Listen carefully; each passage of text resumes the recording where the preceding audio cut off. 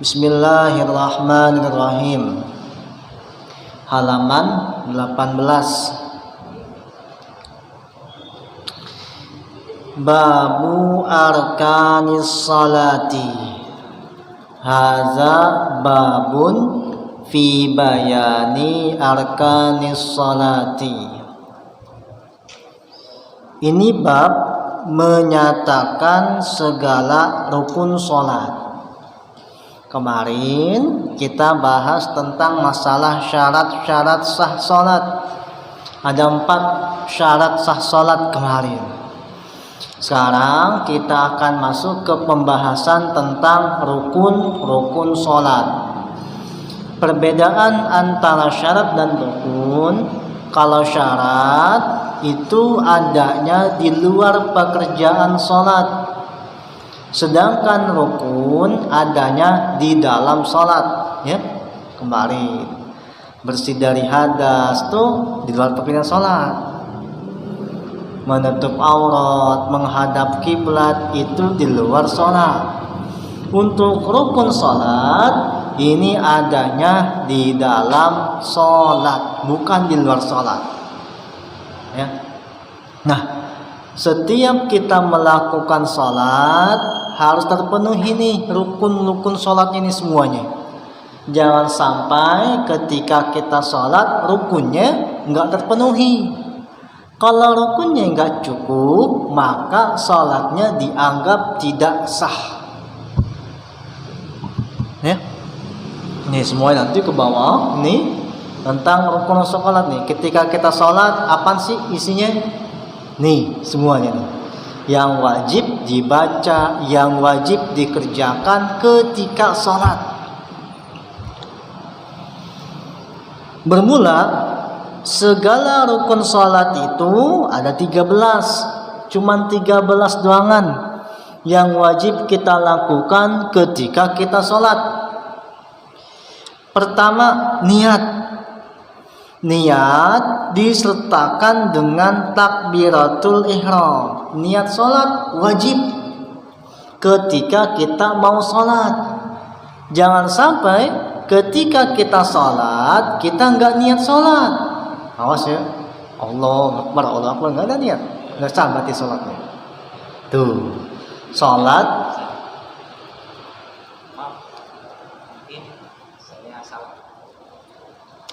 kebanyakan orang berburu-buru mau dapetin 1 rakaat, ya kan? Entah itu pada batasan apapun. Ketika misalnya udah besarnya cukup, lalu datang kita nih misalnya nih, tiba-tiba kita bilang Allahu Akbar aja gitu ya, atau terkadang nggak bunyi Allahu Akbar gitu kan, ya kan? Karena yang ini adalah niat gitu kan, langsung ruku gitu. Nah, apakah ini nih bukan ngamalin, mempraktekkan dari kaifiatnya mana? Nah, tadi rukun salat itu wajib dilakukan. Ketika salah satu rukun tidak dilakukan, maka salatnya dianggap tidak sah. Satu di antara rukun salat itu yang pertama ialah niat. Niat wajib dilakukan ketika mau salat. Kalau ada seseorang yang tiba-tiba Allahu Akbar aja gitu tanpa niat, salatnya enggak sah. Tuh, apapun bentuknya, terus dalam kondisi apapun langsung Allahu Akbar, enggak bisa. Harus diawali dengan niat salat. Tuh. Jadi kalau ada orang yang salat tetapi tidak niat salat, maka salatnya dianggap tidak sah. Mau buru-buru, makanya jangan buru-buru. Mau cepet-cepet, mau enggak, udah singkirin dulu semua itu. Singkirin semuanya. Emang berapa lama nih salat mau buru-buru? Nah, ya. Jadi yang wajib pertama dilakukan ketika sholat ialah niat sholat. Nah, niat sholat ada 3 yang wajib ketika diucapkan ketika sholat wajib. Pertama ialah qasad, kedua ta'arud, ketiga ta'yin. Atau ketika niat sholat yang wajib itu ialah usolli fardol maghribi. Udah segitu aja tuh 3. Usolli itu namanya qasad, fardo itu namanya ta'arud, maghrib itu ialah ta'yin. 3 yang wajib dilakukan, diucapkan ketika niat sholat. Minimal segitu tuh. Arba'atin tuh nggak apa-apa, mustaqbilal kiblati nggak apa-apa, kecuali kalau dia jadi makmum, maka tambah lagi satu lagi, makmuman. Jadi usolli fardol maghribi makmuman 4 ya. Kalau nggak di makmum sendirian, usolli fardol maghribi yang wajib diucapkan ketika niat sholat. Nanti kalau mau buru-buru sekira 3. Usolli fardol maghribi. Tuh 3 yang diucapkan ketika kita ingin sholat. Itu diganti usolli fardol asri, usolli fardol subhi, usolli fardol isya'i. Tuh situ tangan tuh. Kalau tambah jadi makmum wajib usolli fardol maghribi makmuman. Kalau jadi makmum. Kalau imam nggak wajib mengucapkan kata imaman, nggak wajib. Tetapi kalau si imam tidak membaca imaman, maka dia tidak mendapatkan pahala berjamaahnya. Tapi sah jamaahnya, tapi dia tidak mendapatkan pahala berjamaahnya. Kalau dia mengucapkan imaman, maka si imam akan mendapatkan pahala berjamaahnya. Ya. Jadi kalau si imam 3 yang wajib, usolli fardal maghribi. Nah, kecuali Jumatan. Sholat Jumat wajib si imam mengucapkan kata imaman. Ya. Yang pertama yang wajib kita lakukan ketika kita sholat ialah niat sholat. Kapan niat sholat? Niat sholat dilakukan ketika permulaan sholat. Di mana niat sholat? Niat sholat adanya di dalam hati. Niat sholat adanya di dalam hati. Jadi ketika Allah tuh ada tuh ngomong nih hatinya nih, usolli fardal maghrib, di dalam hati ngomong. Ya, jangan pas datang usolli fardal maghribi Allah. Nah ini hati nggak ngomong. Yang wajib di hati. Di hatinya nih kita nih ngomong sendiri. Usolli pas Allah, usolli fardal maghribi makmuman. Bar habis tuh. Awas. Nah, disunahkan mengucapkan niat sholat tujuannya ialah agar membantu hati mengucapkan niat sholat. Karena itu kita sunnah nih usolli ngomong usolli fardal maghribi, tujuannya agar si hati juga berbicara, di hati juga ngomong usolli fardal maghribi. Kalau kita tidak diucapkan di lisan, maka hati akan sulit melakukan ataupun mengucapkan niat sholat itu. Makanya lidah untuk membantu hati untuk mengucapkan niat sholat. Jadi pas sholat Allah nih ngomong hatinya nih. Nah, niat sholat disertakan dengan takbiratul ihram. Niat sholat adanya di permulaan sholat berbarengan dengan takbiratul ihram. Jadi pas kita Allah nih sambil ngomong nih usolli Allah, ngomong nih usolli fardal maghribi makmuman bar. Tuh habis tuh hati ngomong, jangan usolli fardal maghribi Allah. Nah ini kan hati nggak ngomong kalau gitu. Jadi pas ngomong pas ketika takbiratul ihram, terus Allah ngomongnya Allahu Akbar, hati kita ngomong usolli fardal maghribi, usolli fardal isya'i sampai habis tuh bar. Adanya di mana? Di mana aja boleh. Boleh di permulaan, boleh juga di tengah-tengah pas sampai sini Allah. Baru nih ngomong nih. Kita ngomong tuh gitu tuh. usolli fardal maghribi, baru tuh bar. Atau enggak dari awal lu ngomong usolli fardal maghribi. Nah, itu dari awal. Boleh pas tengah-tengah, pas sampai sini baru kita ngomong nih. Allah, baru ngomong nih. Usolli fardal maghribi, tuh pasti sini boleh. Jadi bebas. Ngomongnya di hati. Di hati ngomongnya. Dicapai di hati. Ya, taman tadi disunahkan untuk melafalkan niat tadi itu di awal. Sunnah nih melafalkan niat, tujuannya agar hati bisa ngomong. Agar hati bisa ngomong, soalnya pas berbarengan dengan takbiratul ihram. Jadi usolli fardal maghribi, nanti hati ngomong tuh. Usolli fardal maghribi, Allah. Nih hati ngomong nih. Terus hati ngomong tuh. Bar habis niat sholatnya tuh. Bisa nih? Hah? Paham gak nih? Nah, itu ya, niat sholat. Tuh, awas. Jangan sampai kagak niat ketika sholat. Allah Akbar aja. Ya, niatnya gimana? Nah, mesti pelan-pelan.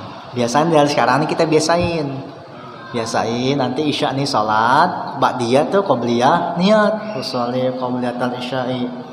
Bar, niatnya dalam hati.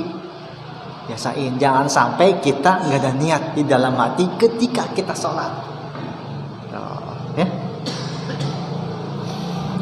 Tuh, semua amalan innamal a'malu binniyat. Semua amalan itu tergantung niatnya. Tuh, hati-hati jangan sampai ketika kita beramal tidak ada niat. Puasa juga sama niat.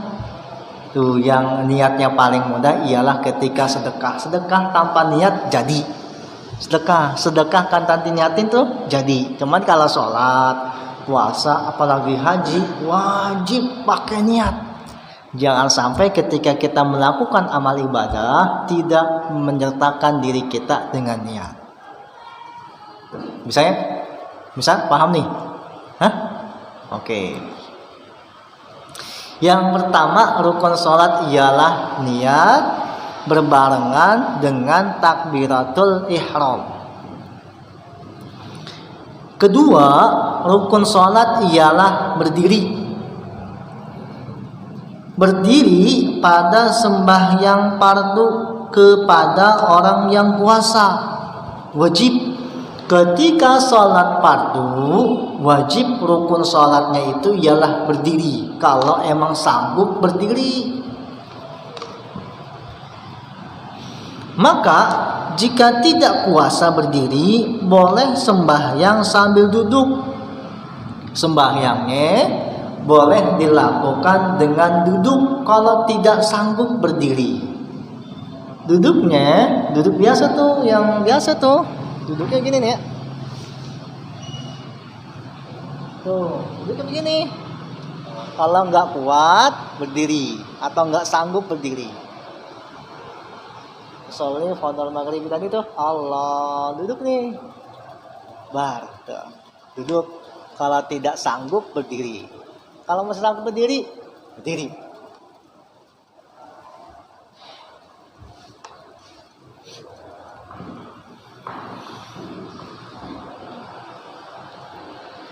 Jika tidak kuasa duduk, sembahyang berbaring, baring sholatnya, ya, berbaring, madhab sini, madhab ke arah kiblat.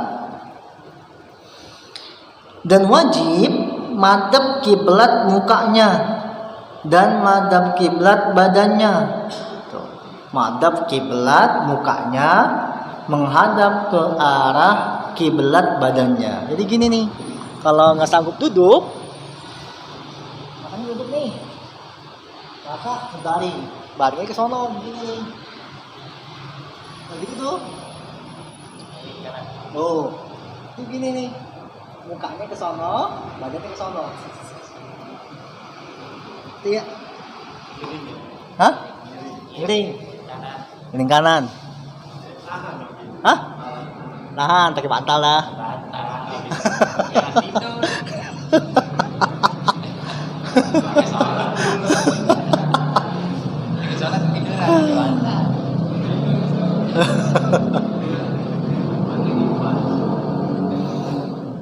Mukanya menghadap ke arah kiblat, badannya menghadap ke arah kiblat. Ya. Dan makruh berbaring pada belah kiri. Tadi kalau ke arah ke sono no, makruh. Sholatnya mukanya ke sono, palanya ke sono, kakinya ke sono. Kami ke jenazah tuh, kan jenazah, palanya ke sono no. Imamnya ada di sebelah kanan. Tuh imamnya sebelah sini, bukan sebelah sono. Terus kakinya ke sono. Nggak boleh palanya di sono, kakinya ke sono. Balik, iya. Makruh. Meskipun ada pendapat yang membolehkan itu kalau jenazah. Jika tidak ada uzur, kalau nggak ada uzur, maka boleh sholatnya berbaring. Ya, jika tidak bisa berbaring, boleh sembahyang bercelentang, dan diganjal kepalanya dengan suatu apa saja supaya madhab kiblat mukanya.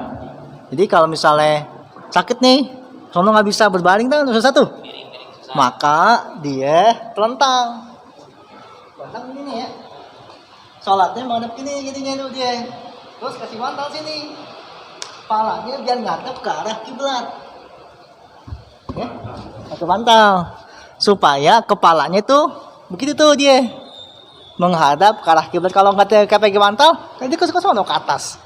Kalau badannya agak ditekuk nggak apa-apa ya? Tekuk gimana? Maksudnya apa namanya, naik dikit. Iya. Iya, rumah sakit bakal mati jari gitu tuh, bisa dinaikin tuh. Agar kepalanya menghadap ke arah kiblat. Tuh. Gimana? Hah? Nah, kalau duduk, kalau duduk tadi tawaruk. Kakinya sakit kalau ditekuk kali. Hah? Kakinya sakit kalau ditekuk kali. Oh, kalau mau duduk begitu caranya tadi.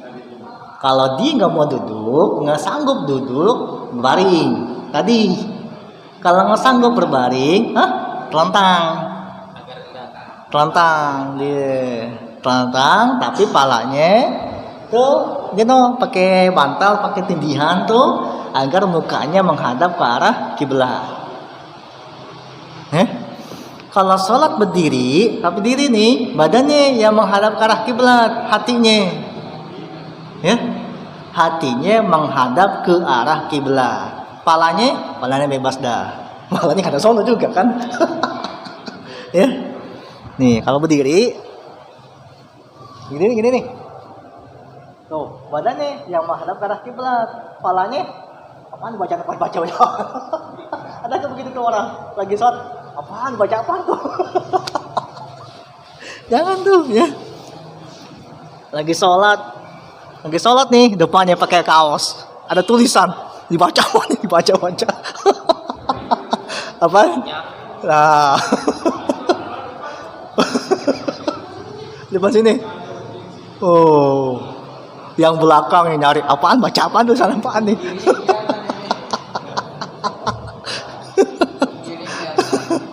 Tulisannya muter, kepala ikut muter. Tuh, jangan gitu tuh kita ya. Nanti kita tuh membuat orang nggak khusyuk dalam sholat. Kita nih yang pakai kaos, yang nggak ngeliatin, salah juga lagi sholat ngeliatin macam-macam.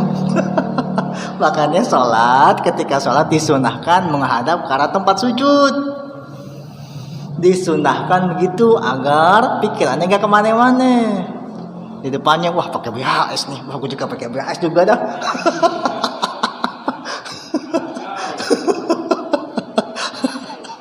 Waduh, humor. Untung gue pakai atlas gua.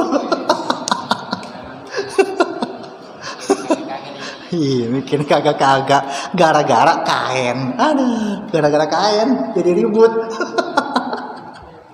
Mending kain. Aduh, ada-ada aja.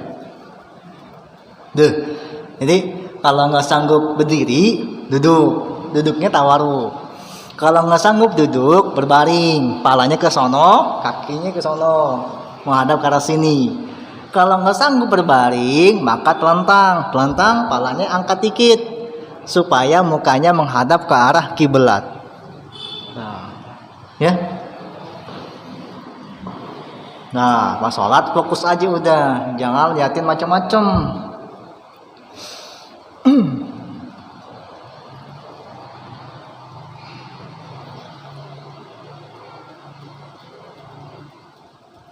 Supaya madhab kiblat mukanya dan duduk pada ketika ruku dan sujud jika kuasa.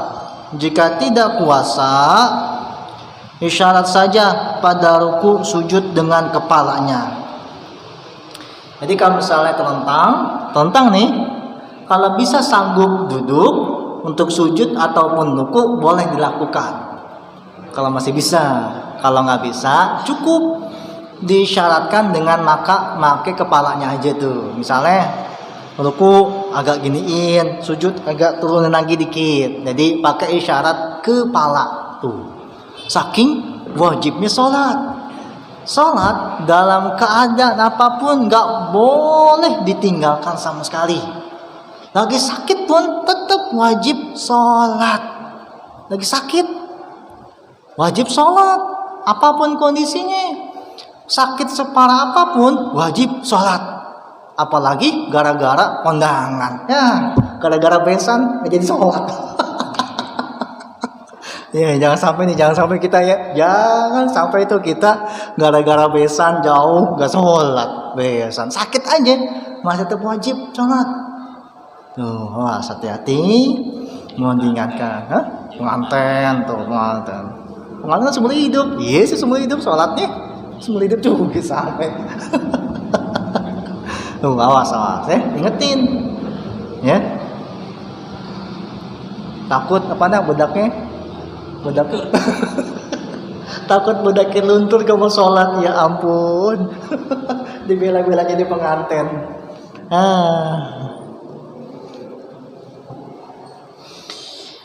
Maka jika tidak kuasa isyarat dengan kepalanya, isyarat dengan telapak matanya. Kelopak matanya itu sampai segitunya itu. Ketika sholat, tuh, ya, gerakan. Tuh tadi nggak sanggup berdiri, duduk, nggak sanggup duduk berbaring, nggak sanggup berbaring telentang, nggak sanggup juga tuh, nggak sanggup juga isyarat pakai kepala. Nggak sanggup juga pakai kelopak mata. Saking wajibnya sholat, masih nggak sanggup juga disolatin.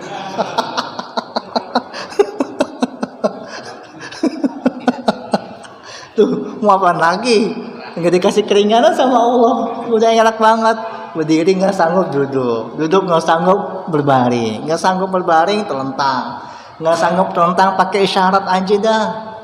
Kepala nggak sanggup juga isyarat kelopak matanya tuh, Allahu Akbar gitu dong tuh kelopak mata nggak sanggup juga ya.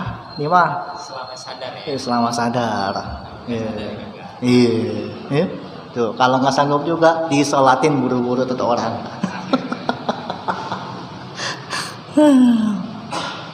Tinggal mintanya Allah kan sholat. Berapa lama nih sholat? 2 menit. 2 menit mah cepet banget. Kita balik orang ke kita sholatnya tabak tubruk. Semenit sholat. Ya ampun, susah banget. Padahal Allah udah kasih kita nikmat nafas aja 24 jam. Dikasih nafas sama Allah 24 jam. Meskipun kita lagi tidur, lagi ngorok, masih tetap nafas. Nggak berhenti tuh nafas. Lagi ngorok aja masih nafas. Sholat banget 1 menit. Susahnya minta ampun. Ya Allah, gimana itu? Awas nih, peringatan buat kita. Sholat cuma 1 menit, Allah kasih nikmat nafas 1 aja dah tuh. Kita nggak mau bayar, apalagi nikmat yang lain. Nafas aja 24 jam. Kali berapa? Tarik keluar tuh berapa lama? Tapi sekali sholat aja malas minta ampun. Ya, ini mah udah kebangetan banget tuh orang kalau begitu. Ya, wah, peringatan buat kita nih. Makanya tuh kemarin kalau kita punya anak, biasain diri kita nih orang tua, biasain, ayo sholat bareng bapak, ayo sholat bareng ayah, yo ke masjid, biasain. Jangan sampai anak kakak sholat masa bodo amat. Tanggung jawab kita nih sebagai orang tua, ya. Biasain diri kita, mulai dari masa kecil sebelum balik tuh kemarin biasain. Ayo sholat. Mau nggak masuk surga bareng-bareng sama baba? Mau nggak masuk surga bareng-bareng sama emak? Mau nggak? Kalau mau, ayo kita bareng-bareng. Capek pak? Ya sama capek, 10 menit tangan kok nggak lama. Tuh ya, biasain. Mulai dari sebelum balik kita biasain. Nanti mereka terbiasa dengan sendirinya. Kalau udah terbiasa dengan sendirinya, masa nggak enak kalau tiap kali dia meninggalkan sholat. Orang meninggalkan sholat secara berturut-turut karena udah enak dirinya dia. Nah, kalau kita udah terbiasa sholat, nggak sholat, rasanya hawanya gimana gitu kan? Tuh. Makanya biasa diri kita, anak-anak kita tuh sebelum balik dia kita biasain diri anak-anak kita sholat subuh, bangunin. Subuh bangunin, jangan santai aja kita sebagai orang tua, jangan. Nanti tanggung jawabnya kita kena imbasnya.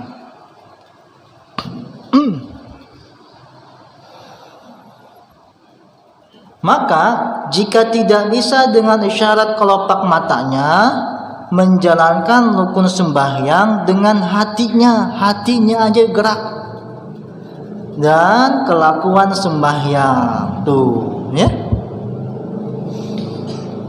Demikian tidak mengurangkan pahalanya, dan demikian tidak mengurangkan pahalanya, sama pahalanya ya. Jangan mentang-mentang saat berdiri yang duduk pahalanya sekian, beda, nggak bisa sama. Yang berdiri satu, yang duduk setengah karena nggak berdiri dia. Ya karena berdiri dia nggak sanggup berdiri. Loh, yang telentang lebih nggak bisa sama, pahalanya sama juga sama Allah. Yang membedakan, aja aktivitasnya aja berbeda. Kita berdiri, dia duduk. Kalaupun dia sanggup berdiri, pasti dia melakukan sholat dengan cara berdiri.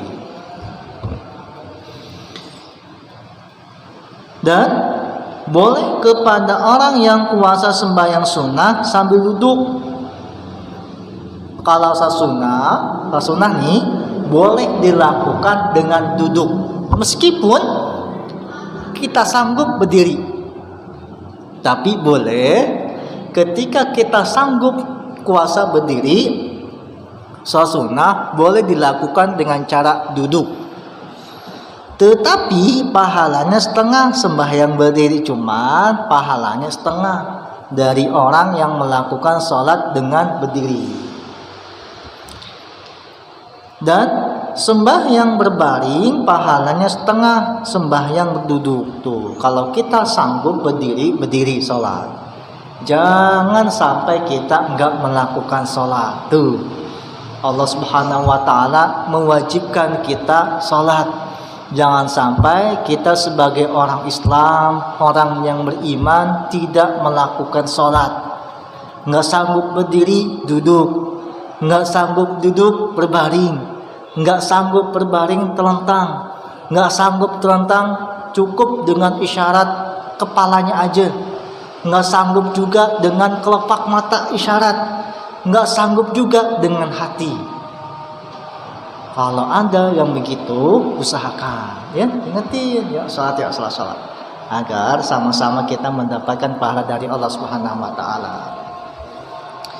Cukup. Wallahu a'lam bishawab. Wa bizidni ilma. Al-Fatihah.